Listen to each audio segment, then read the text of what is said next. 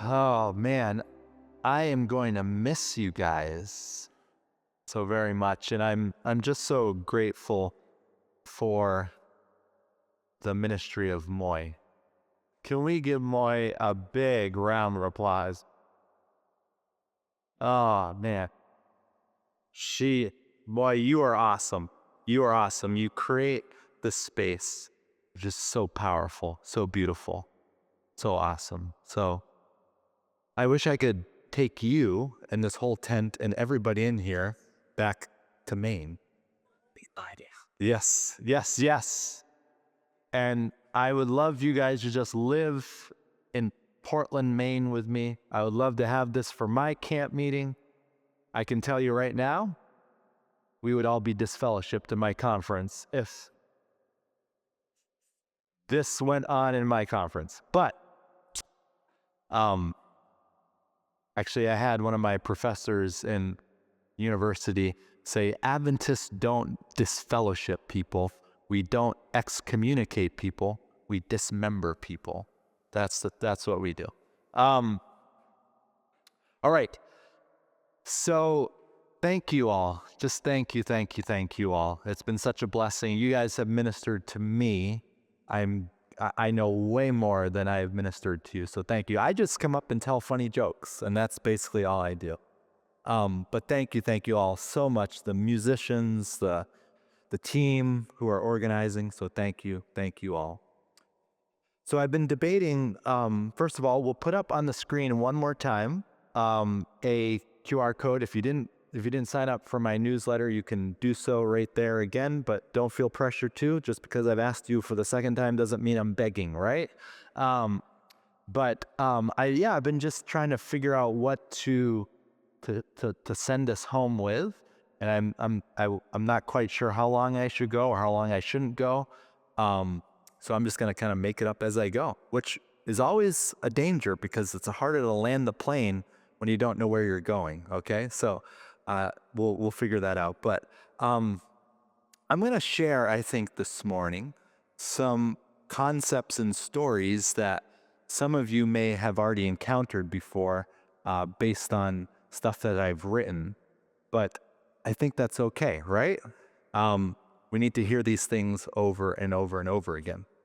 So one of the most impactful moments of my life, and this is not a surprise, those of you who've gone through this, is when my first child was born. My first child was born at 9:59 p.m. on the 24th of May, 2009. Now, I won't give you his social security number so you don't track down everything about him, but he was born after a long, long time of labor. My wife was in labor for maybe 20 hours or so, and her what do you call it? What's the thing women get when they have birth? And so, no, epidural. Thank you. It's been 11 years since we had a child, so I've already forgotten these things. But her epidural wore off, and so there was a lot of pain. She was pushing for maybe 2 hours or so. But when that child comes out of the birth canal, it's the longest journey we'll ever take, in all honesty, because it's a journey into life, and it's just so overwhelming. And of course, the baby comes out, and one of the very, very first things that they do with a baby is they take the baby and they immediately, after washing the baby up a little bit, put the baby on mommy's bare chest. And they do what is referred to often as skin to skin. And then they, even after a little while, they put the baby on my skin. And it was just so beautiful. You smell the newness of life.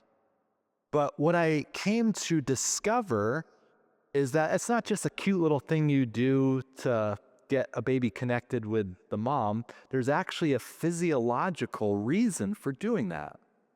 Because what actually happens is the mother's body can regulate the baby's body. It actually helps get the baby's heartbeat in rhythm as it is encountering the mother's heartbeat. And so scientists have discovered that there is a type of healing that takes place apart from logic. There's a type of healing that takes place apart from things we could say. And what I've come to realize is that the gospel can be communicated apart from words. And that is why the Word had to become flesh. The Word had to become flesh. Sometimes, as a matter of fact, what we say might actually contradict the healing process, when all people need is our presence. They need our presence. So that passage in John chapter 1, which has become one of my favorite passages, and we're giving our brother Bryce a break today. I have no slides, okay? So he doesn't have, okay, all right. So John chapter 1, many of us have probably read this before, but I love this verse. It's one of my favorite passages in Scripture. It sort of gives me a vision for life, but this is what John says. He's talking about the Word, and we know based on the context of the passage that he's speaking of Jesus, the second member of the Godhead.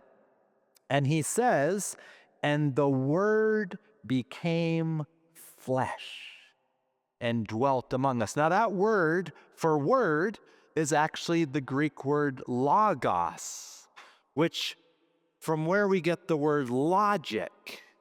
So the Greeks were logical people.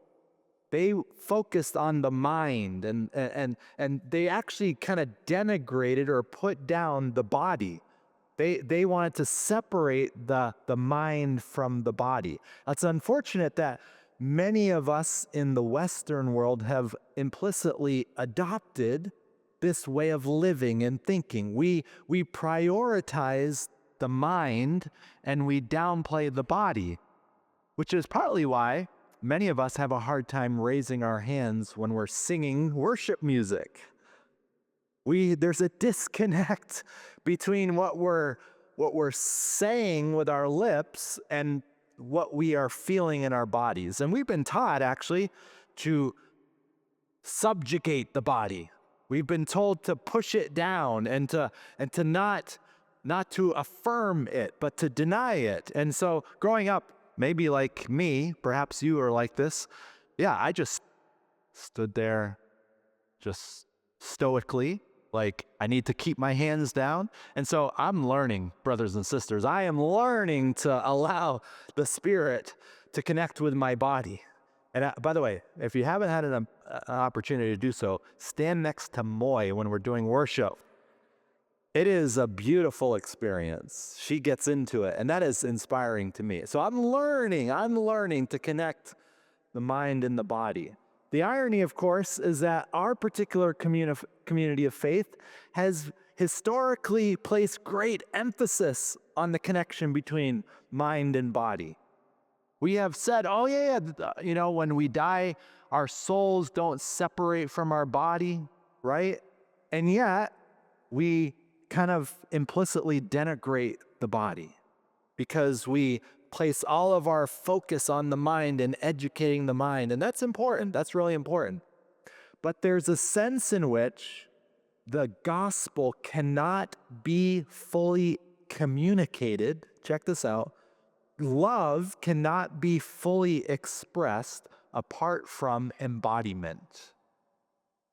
And what we need, perhaps more than better logical proofs, is we need people who are living out love. We need people who are living out the gospel. Because people have had a lot of good arguments. They've heard the arguments. But what they're lacking and what they're looking for is to see and encounter and experience people of love, people who are living out and embodying the reality of the gospel, not just proclaiming it. So John says the word became flesh and dwelt among us. And what does it say?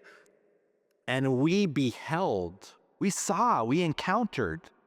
It's interesting when John writes a letter later on in 1 John, he begins the book by talking about how they felt Jesus. They heard Jesus. They encountered him. Because he was wanting to affirm the embodied reality of God, the embodied reality of who he was. And so he's like, yeah, we encountered it. We saw him. We heard him. We touched him. This is a whole body experience. So he says, we beheld his glory, the glory of the Father, full of grace and truth. Now, again, we as this particular community of faith, we have made a huge deal of truth, which is really good. It's really important. We want to be people of truth.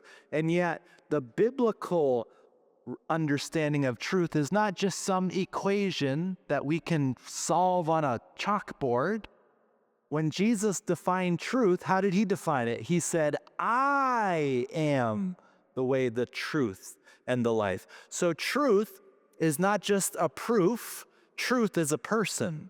And so if we are going to be people of truth, God is inviting us, and I do believe, to embody the fullness of his love.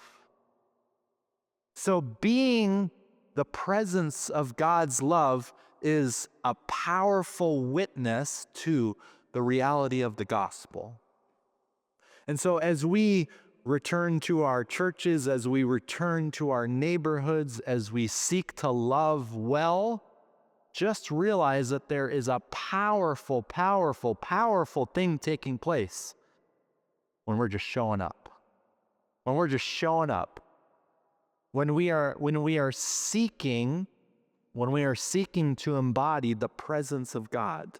When we see God's face and we sit in his presence and we receive of his glory, that transforms us so that we can just sit with others. And you know what? They see our faces, and what do they see? They see Jesus. They experience Jesus. They encounter Jesus. And it may sometimes involve things we say. I think there's an important place for that, but not apart from the embodiment of it. Not apart from being the love of God by his grace. So I'm going to end here with a story that some of you, again, you've probably read this, but I just want to tell it again because it was a pivotal moment for my own understanding of this reality.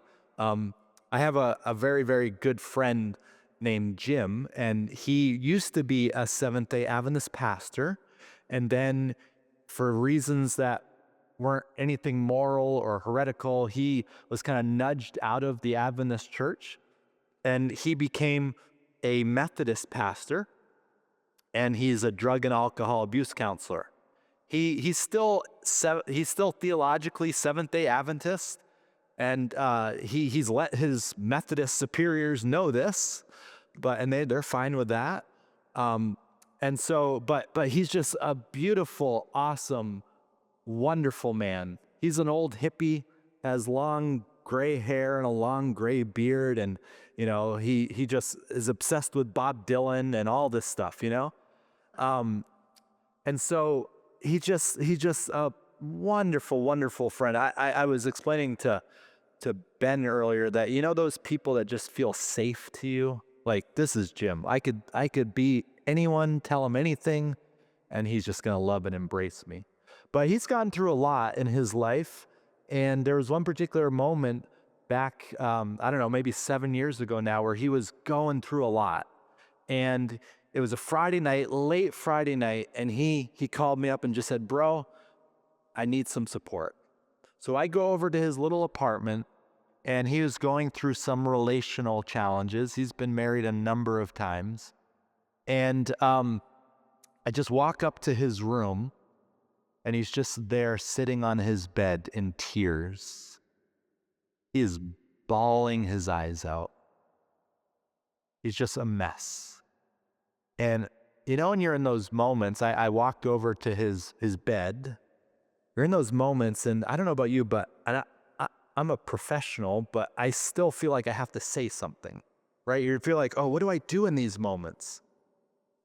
Certainly there's something I need to say to help him feel better, but that's not what he needed right then. And so I just sat on his bed and I just listened to him sob his eyes out, bawl his eyes out. And 5 minutes passed, 10 minutes passed, 20 minutes passed, and I'm just sitting on the bed and my back starts hurting because I'm just sitting upright, There's nothing to lean back against. He's on the bed, I'm on the bed sitting. And I just said, man, I have to get some support for my back here. And so I just decided to lie down on the bed. We were head to foot, all right? His head's down here, my head's down here. We were head to foot. But I said, Jim, let me pray for you. Let me pray for you. So I start praying. As I'm lying there on the bed, I feel this hand reach out for me. And he grabs my hand. And for the next 20 minutes, there we were, two dudes lying on a bed together, holding hands. But you know what? Skin to skin. Skin to skin. I really didn't say much. I just lied there on the bed, holding hands with him. And he told me later, it's exactly what I needed. See, the Word became flesh. The Word became flesh and dwelt among us.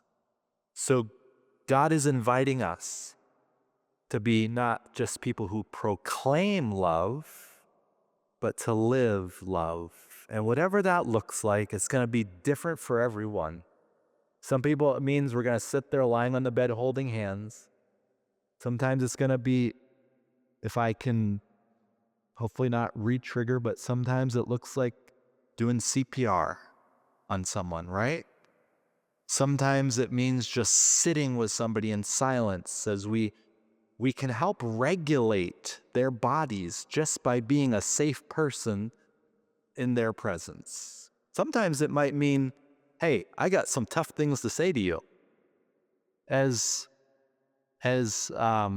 one civil rights thinker put it, if I love you, I have things to show you that you don't see. So sometimes that's what love looks like as well. But either way, God is inviting us to not just proclaim love, but to embody it in all its fullness, in all its fleshliness.